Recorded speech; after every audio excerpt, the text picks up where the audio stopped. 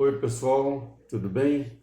Eu sou o Omar, estou falando aqui do portal da OP e como a gente citou na nossa apresentação sobre o que iríamos comentar, aqui vai o nosso início sobre instrumentação. Antes de começar realmente a falar sobre instrumentação, os principais temas, eu preciso deixar claro com vocês que a nossa ideia, nós aqui trabalhamos com projeto, e a nossa ideia é de que consigamos passar para vocês o máximo possível de informações para um projeto de instrumentação. Então, antes de qualquer explanação a respeito, nós vamos seguir uma apostila de instrumentação voltada para projeto de instrumentação a qual nós temos, mas a gente vai falar um pouquinho sobre a capacitação profissional. Então, eu preparei o material aqui para vocês e ele diz respeito a algumas tecnologias que se envolvem junto com a instrumentação. Mas a introdução, ela é até bastante interessante, porque ela explana bem o que a gente tem para comentar, que seria essa capacitação profissional. Então eu tenho aqui, isso eu vou ler para vocês. A capacitação é uma disciplina específica, mas muito vasta. E o profissional que nela atua deve ter conhecimentos de praticamente todas as áreas técnicas aplicadas, direta ou indiretamente, no desenvolvimento de suas atividades. Assim, o profissional deve ter pelo menos noções básicas de processo, de equipamento, de tubulação, de caldeiraria, de eletricidade, e atualmente de informática, como ferramenta que dinamiza a execução de todas as nossas atividades. Bem, para ser um pouco mais óbvio, eu preparei essa pequena introdução para que vocês tenham a percepção dessa aplicação. Na verdade, eu montei aqui, inclusive, uma calha Partial. Isso aqui está num AutoCAD. Então nós montamos aqui. A calha Partial normalmente é um medidor de vazão bastante utilizado, principalmente para efluentes e afluentes, córregos, saída de lagoa, saída de estação de tratamento de esgoto ou despejos industriais que vão para o rio, e etc. Ribeirões, etc. Então dá para você conhecer a vazão de um processo, através da calha Partial. O nosso intuito aqui não é falar sobre a calha Partial, explicar como que ela funciona, qual é a tecnologia que domina isso, etc. Não é o nosso intuito. O nosso intuito, como nós trabalhamos com o projeto, e precisamos entender exatamente o que se envolve dentro de um projeto, Nós achamos que esse modelo é bastante prático, bastante elucidativo. Dá para você elucidar melhor o que nós temos a comentar. Numa calha partial, eu peguei e fiz um pequeno detalhe aqui, é alguma coisa desse jeito, que fosse uma caixa, né, um caixote.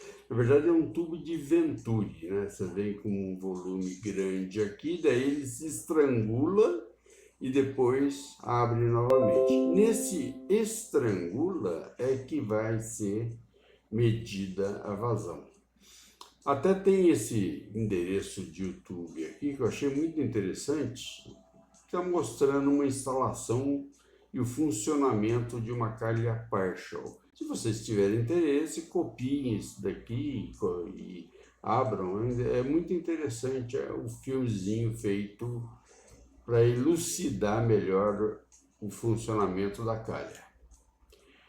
Mas como eu disse, para nós interessa o que é que está envolvido com isso, que é a nossa explanação inicial, para a gente ver que tem bastante coisa,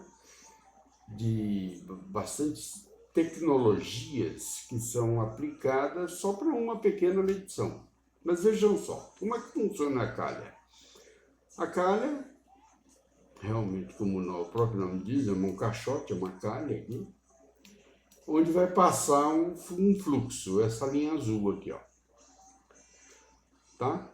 Então, nessa linha azul aqui, quando ela passa pela calha, ela tem uma escala. Então, para cada vazão, existe um tamanho de calha adequado. E onde ele vai ter uma escala para te dar uma medição volumétrica. Essa medição normalmente é visual. Tem uma escala ali na onde está a calha e você verifica. Mas, no entanto, o que a gente sabe é que na instrumentação nós temos N tipos de demonstração dessa vazão. Aqui a gente só vai mostrar uma, mas o intuito nosso é saber quanta tecnologia está dentro dessa ilustração que nós vamos apresentar. Então, começa a passar água e a calha, a água entra, estrangula aqui nessa garganta, tá vendo? A água sobe um pouco e aí depois continua. Normalmente tem uma escala aqui na calha, vocês vão ver por aquele filmezinho que eu citei do YouTube, esse aqui, desse endereço. E é muito interessante, vale a pena ver. Bom, mas o que acontece? Aqui nós criamos aqui um sistema de borbulhador. O que é o sistema de borbulhador?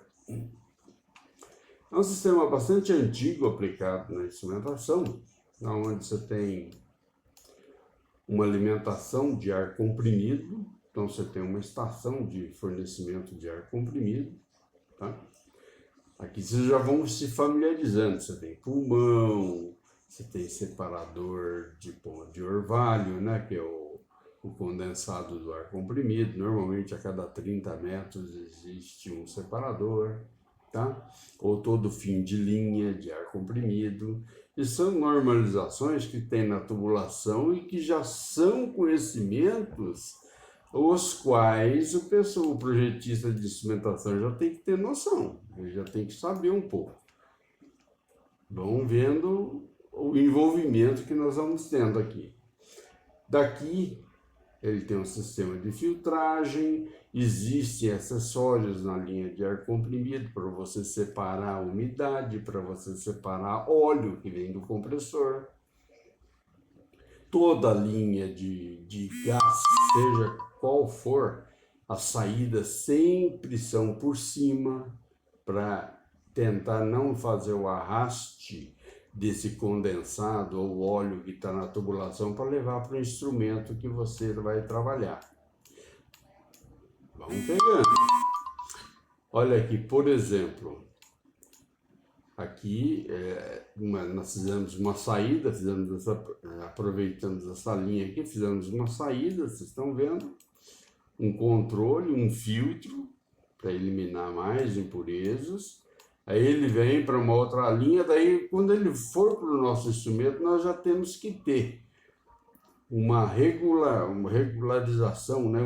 de regular essa pressão de ar comprimido que está indo para o nosso instrumento e, ao mesmo tempo, já fazer a limpeza, garantir com que esse ar que está indo já com a pressão que nós queremos que funcione no nosso instrumento, esse ar está indo já com o mais limpo possível, tá?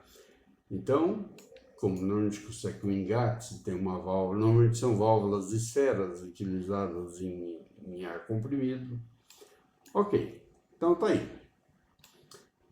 Aqui, a gente chamou isso aqui de um borbulhador. Nós vamos já mostrar para vocês por que ele é um borbulhador.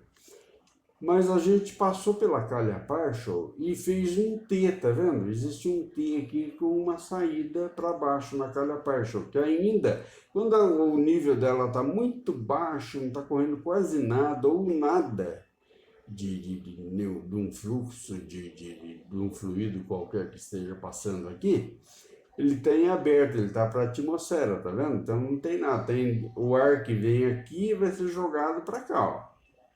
Ou jogado num instrumento. Nós, no caso aqui, nós usamos um instrumento de célula capacitiva. Tá vendo? Esse aqui, ó, um transmissor de pressão, não importa aqui qual é o fabricante, mas é um transmissor de pressão. Ele tem uma célula capacitiva, a célula capacitiva dele está aqui, ó. Então, como é que funciona essa célula capacitiva? O ar que nós liberamos lá, ó, hoje ele está vindo e fechando aqui, está saindo tudo por aqui. E o demais dele está indo para essa célula capacitiva. Aqui, ó, existe uma referência, uma pressão da atmosfera. Até deixei anotado aqui, isso é com uma anotação antiga até de um catálogo. Está anotado aqui um ATM. A pressão que nós temos atmosférica lá fora.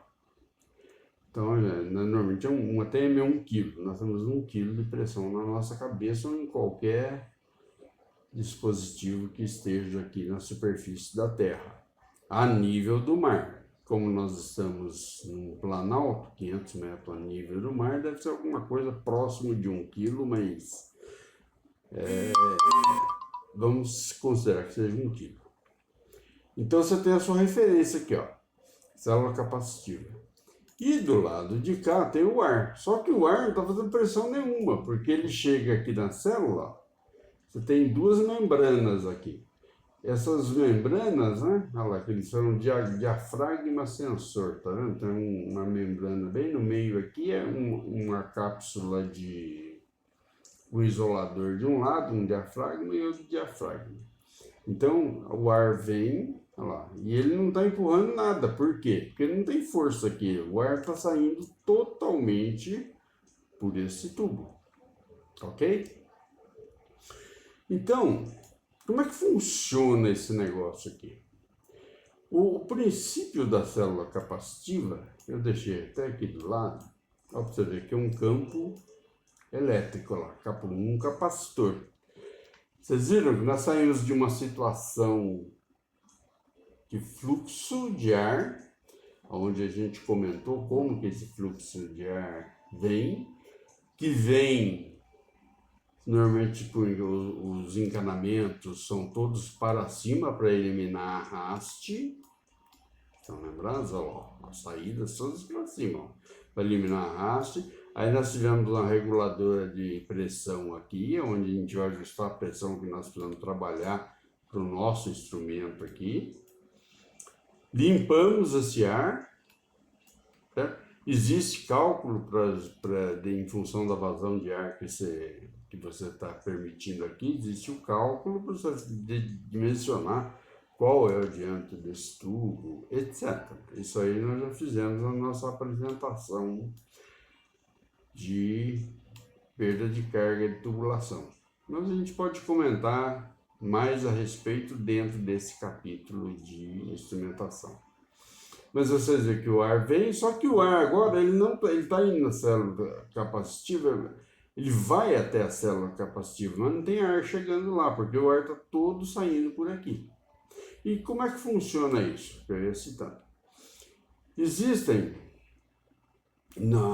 num capacitor, você tem duas placas dielétricas. Essas placas dielétricas elas estão separadas por uma distância. Então, você tem uma fórmula aqui que o valor dielétrico de uma das placas vezes o valor dielétrico da outra placa vezes a área dessas duas placas, de uma delas, no caso, né? Dividido por essa distância é igual ao valor do capacitor em Faraday. Então, é a sua carga elétrica que você consegue dimensionar aqui num sistema. Então, você tem que ter um conhecimento de elétrica também. Lembra aquela V igual a RI, onde V é a tensão, R é a resistência e é a corrente. No nosso caso, a gente está usando um capacitor cuja resistividade é 1 sobre R. É o inverso da resistência. Chegaremos lá mais à frente, mas eu estou mostrando que tem um conceito elétrico de funcionamento desse instrumento. Então, o que acontece? Quando suponhamos que você tenha ar vindo para cá, a gente está sabendo que o ar não está vindo porque ele está vindo todo jogado fora aqui para a atmosfera. Não tem água aqui, está aberto. Então, você tem uma pressão atmosférica desse lado da célula e aqui você não tem nada. Então, essa membrana, ela está paradinha ali. Mas se ela começar a se mexer, é como se a gente estivesse mexendo nessa distância. Essa distância A aqui, ó. Então, se a gente estiver mexendo nessa distância A, quando ela era 0, ou a gente considerar 1, o valor da capacitância era instável, ela está na condição de 1, então qualquer valor que você tem aqui multiplicando, a capacitância é definida. Tem uma correntezinha passando aqui, ela está definida. Quando eu começo a mexer nessa distância, eu começo a variar esse valor de capacidade. Bem, esse é o princípio da célula capacitiva. Então, vocês veem que a célula capacitiva, um instrumento, ele tem que ser energizado. Existe uma tensão trabalhando sobre ele. Essa tensão vem, alimenta um dos lados, são catodo e anodo, tá? Alimenta um lado da célula e o outro fecha o circuito alimentando, né, fazendo retorno do outro lado da célula. Quando isso aqui ocorre, a gente trabalha com isso aqui, é o sinal, nós vamos mais tarde conhecer isso daí, é o instrumento 4 a 20 mA. Ele tem uma alimentação de 24 volts e tem um sinal de 4 a 20 mA. Quando está 4 mA, você energizou a sua célula capacitiva aqui e ela está na condição 0. A nossa membrana aqui está estática. Agora, se eu começar a ter ar aqui chegando aqui, empurrando essa membrana, eu vou ter que começar a modificar essa distanciazinha A aqui. E essa distanciazinha vai começar a me dar um outro valor de capacitância, o qual vai mudar a minha corrente. Quando ela estiver na pior condição dela, ela é 20 mA. Essa é uma explicação que a gente vai ter que fazer mais para frente. Mas vocês perceberam que existiu uma entrada de ar da atmosfera, uma entrada de ar do sistema existia uma energização da célula capacitiva e existia uma variação de corrente em função de quê? Da resistividade causada pelo capacitor. Vocês perceberam que nós tivemos fenômenos mecânicos, que é mecânica de fluido, tivemos fenômeno elétrico, para poder tentar obter algum resultado. Nós vamos ver esse resultado, o que a gente está buscando agora. Bem, aqui a água começou a passar, estava muito pouco ou quase nada aqui passando, e todo o ar saía. Daí, esse equipamento o pessoal chamava de borbulhador. Ainda chamam, mas existem outros equipamentos melhores e mais modernos hoje. Mas isso aqui, para nosso exemplo, está ótimo. No borbulhador, o que está acontecendo? Se abriu, aumentou a vazão na calha, aí você aumentou a vazão na calha, aí começou a aumentar o fluxo de água. Consequentemente, nessa garganta aqui, começou a subir o nível d'água. Ok? Nessa garganta, começou a subir o nível d'água. Deixa um pouco... tá aqui. Então, vejam só. Quando começa a subir o nível d'água, vocês lembram que nós comentamos que o ar estava vindo aqui saindo pelo tubo, porque não tinha nada aqui. Ele saía e já ia, encontrava o ar ali e ficava soprando ali. E não ia ar nenhum para a célula. Aí o que aconteceu? À medida que nós aumentamos o nível de água aqui, começamos a ter uma coluninha de água na entrada do tubo aqui, ó. Bem na entrada do tubo. Essa coluninha de água, ela vai te dar uma alturinha, que é H, ó, coluna d'água. Quem fez o cursinho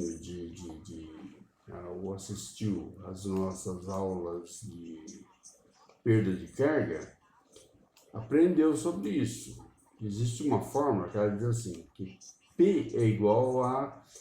Aqui é a letra grega Rho. Como eu não tinha, eu coloquei o Y, tá? Mas P é igual a YH, ou vou chamar de Rho, que vai ficar mais fácil para mim. P igual a ρh.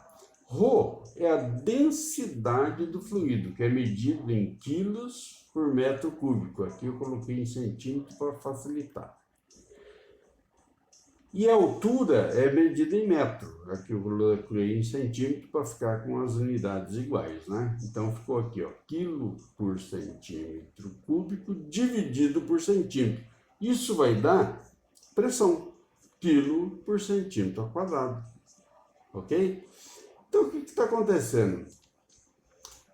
Numa instalação industrial, normalmente as linhas de ar comprimido para trabalho de instrumentos, para limpeza, para o que for, as linhas normalmente funcionam com 7 kg de pressão. Então o compressor manda para o pulmão, manda para a linha, que tem sistemas de limpeza, secadora, etc. Mas no fim tem um pulmão que controla a pressão da linha e normalmente ela é 7 kg. 7 kg é a faixa de 100 PSI, tá? Cada 14,22 libras por polegada quadrada, que é o PSI, equivale a 1 kg. Tá? Então, se você tem 100 PSI, vai ter em torno de 7 kg. Ok. Esse ar está vindo e está alimentando.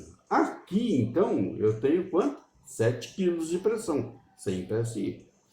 Só que à medida que eu vou criando essa coluninha aqui, o ar já começa a vir para cá e borbulhar, por isso é o nome de borbulhador, né? Começa a borbulhar e essa coluninha aqui, que veio desta forma, P igual a ρH, começa a dar uma contrapressão. Então já não vem mais 100% do ar, fica saindo aqui no tubo, porque já tem um bloqueiozinho aqui, ele começa a borbulhar. E um pouco desse ar já começa a vir para o instrumento, modificando a posição desse diafragma, ou seja, modificando a nossa distância A no capacitor, na célula capacitiva. Se modificar isso aqui, automaticamente a gente começa a modificar a corrente. Vamos colocar uma condição ideal, que ele totalmente estático, a distância A é igual a 1. Então, uma distância totalmente estática. À medida que eu começo a modular esse diafragma, a fazer com que ele já não fique na condição estática mais, ele está submetido sob uma pressão, é como se eu estivesse fazendo com que essa distância A, nesse Q aqui está a referência nossa, que é o ar atmosférico, e nesse Q mais aqui, ó, o Q menos é o ar atmosférico, e o Q mais aqui está sendo um arzinho vindo já do nosso sistema. Começamos a passar o fluido lá, começou a ter um volume de água, esse volume de água já começou a dar uma pressãozinha aqui, o ar já não começa a borbulhar, porque ele não sai mais 100% por aqui, começa a vir alguma coisa do ar para cá e vai alterar essa distância A, que consequentemente vai alterar o nosso valor de capacitância. Com isso, nessa suposição que começamos, liguei a sua célula capacitiva. Está alimentado por 24 volts, passa pela célula, dá 4 mA. Só que à medida que eu vou diminuindo ou alterando esse valor de capacitância, eu vou começar a aumentar a minha corrente. Eu estou alterando o valor, agora não está mais estático, não é mais o Azinho, já é alguma coisa, A menos alguma coisa, A menos alguma coisa. Até chegar no máximo, no nosso exemplo aqui, até o exemplo de quem encostou, por exemplo, aí deu 20 mA. Então o que eu posso dizer? E quando não tem ar nenhum entrando aqui, a minha vazão é zero. Mas à medida que eu comecei a deixar ter essa coluninha aqui, e foi aumentando o volume, né, essa coluninha de água aqui, essa contrapressão, eu vou chegar num máximo que a calha me permite, foi a calha que eu dimensionei para passar nesse efluente, ela vai chegar num valor máximo que eu vou fazer essa medição remota.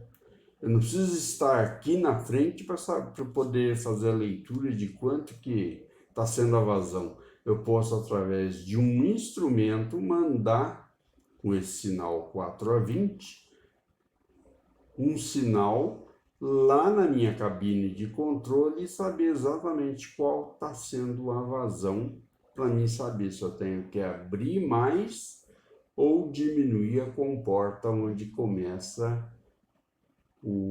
a desaguar o meu efluente, ou como está a vazão do meu afluente. Bom, tudo isso para explicar para vocês que com várias tecnologias a gente está conseguindo obter um controle. É o princípio da instrumentação. Então, aqui eu deixei algumas anotações.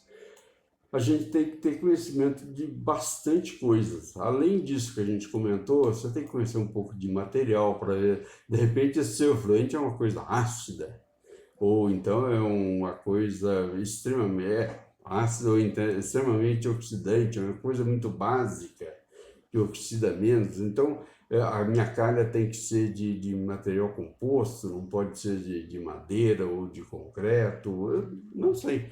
A gente tem que conhecer um pouco de material para saber o que a gente vai determinar, inclusive os instrumentos que vão estar ligados a isso aqui. A gente tem que conhecer classe de pressão. Por exemplo, nós falamos de pressão em 7 quilos. Que tipo de classe de pressão que eu vou usar para minhas conexões nessas tubulações, né? A condição química, eu acabei de citar, a gente não sabe em questões de oxidação, se é possível, se não é. Você conhecer mecânica de fluido, nós falamos aqui na perda de carga, falamos aqui em controle de pressão, falamos no P igual ao H. Você tem que conhecer um pouco de termodinâmica, de repente seu efluente tem problemas com temperatura, né? Ou o seu produto, ou a própria situação ambiente que você se encontra, você tem que conhecer um pouco de termodinâmica. Princípios de elétrica, falamos sobre capacitância, sobre resistência, e existem N coisas, N princípios elétricos para a gente acoplar a medições mecânicas ou termodinâmicas ou de mecânica de fluidos, ok?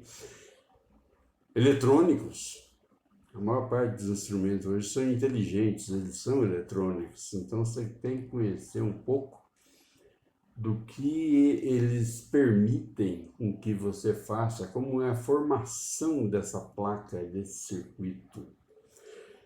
E muitos outros fatores. Na comunicação, você tem N coisas. Você tem o sinal de liga e desliga, como se fosse um interruptor, um on-off, né?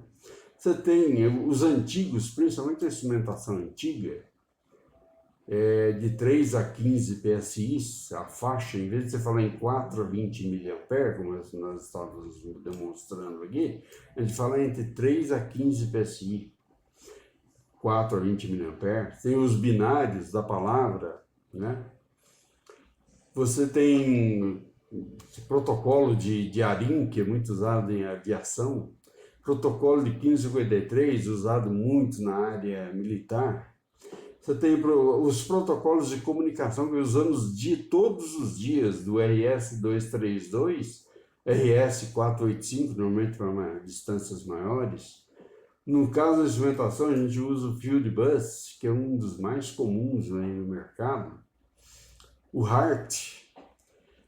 Olha, são inúmeros protocolos. A gente ainda vai falar sobre cada um deles um pouco. Tudo isso daí é regido por uma norma, a norma ISA. E a norma ISA, ela é a International Society of America, né? Por isso ISA, mas ela vai falar sobre normas de padronização, o que é tag, loop, PID, como que eu uso isso, simbologias, diagrama de interligação, o que é isso, para que eu uso, por que eu preciso, diagrama lógico, para que eu entenda o que eu estou medindo, como eu estou medindo e para onde eu estou enviando sinais ou recebendo sinais. Invólucro, classificação de invólucro é muito importante, porque você vai estar com instrumentos em áreas de explosão, vai estar em áreas comuns, em áreas quentes, em áreas frias, exposto ao tempo, N situações. Para isso, a gente tem algumas normas para poder comentar. E deixa eu até corrigir essa aqui, porque ela foi escrita errada. Temos a ABNT, tem SAI, tem a STM, tem DIN, tem ISO, tem a SEMA, etc.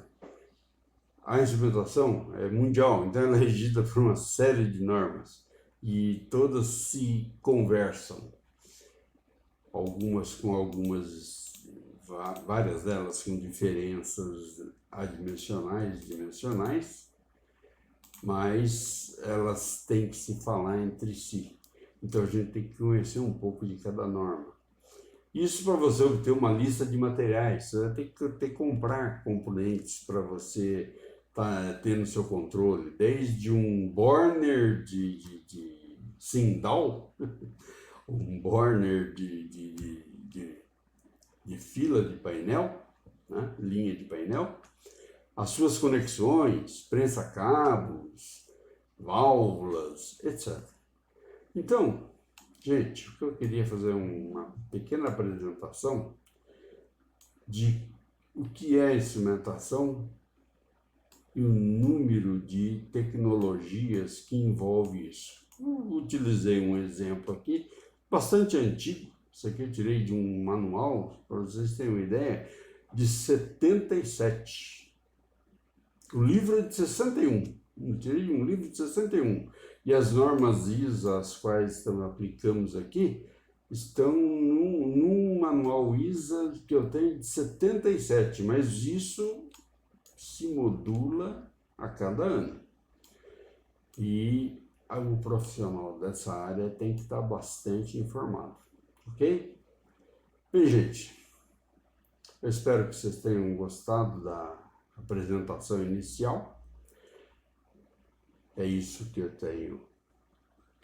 tive para comentar e preparei um modelo para que vocês tivessem uma explanação um pouco mais geral de tudo que envolve o trabalho de um projetista dessa área.